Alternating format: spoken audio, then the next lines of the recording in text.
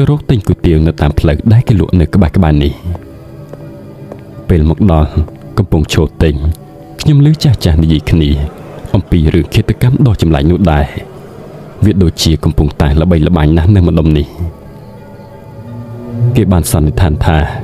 ឃាតករប្រហែលជាមនុស្សតែម្នាក់ព្រោះរបៀបសម្លាប់និងស្ថានភាពសពគឺដូចគ្នាគ្មានខុសទេពេលដើរត្រឡប់មកផ្ទះវិញនៅតាមផ្លូវខ្ញុំមានអារម្មណ៍ថាស្រីវទាំងខ្នងយ៉ាងខ្លាំងហាក់ដូចជាមានមនុស្សម្នាក់កំពុងដើរលបតាមខ្ញុំពីក្រោយពេលខ្ញុំងាកទៅគេក៏ធ្វើជាឈរមើលនេះមើលនោះធម្មតាដឹងខ្លួនមិនស្រួលខ្ញុំក៏ប្រឹងរត់យ៉ាងលឿនសម្ដៅទៅផ្ទះរួចខលទៅប្រាប់ពូខ្ញុំយ៉ាងប្រញាប់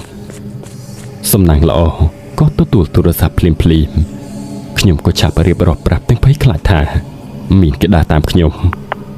ក្នុងពេលជាមួយគ្នានោះ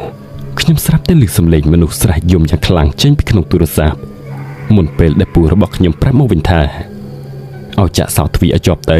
គាត់ចេញពីធ្វើការឡើងនឹងហើយ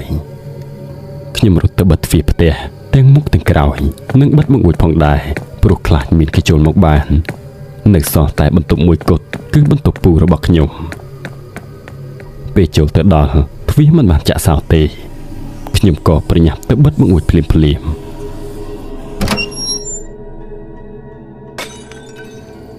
ដោយសារតែភាពភ័យខ្លាចនិងប្រញាប់ប្រញាល់ពេកខ្ញុំក៏ដើរថយក្រោយទៅបុកនឹងទូដាក់សម្ភារៈមួយធ្វើឲ្យទ្វារទូរបាក់ឡើងក្រាស់រួចគ្រឿងសម្អាងនិងក្រែមម្សៅថ្មីរបស់មនុស្សស្រីបានជ្រុះមករីប៉ាយនៅខាងក្រោមខ្ញុំភ្ញាក់ផ្អើលបន្តិចប៉ុន្តែក៏ប្រញាប់រើសទុកវិញពេលដើរចេញមកខ្ញុំក៏បានគិតថាប្រហែលជាពូខ្ញុំក៏ទិញទុកជូននារីណាហើយមើលទៅ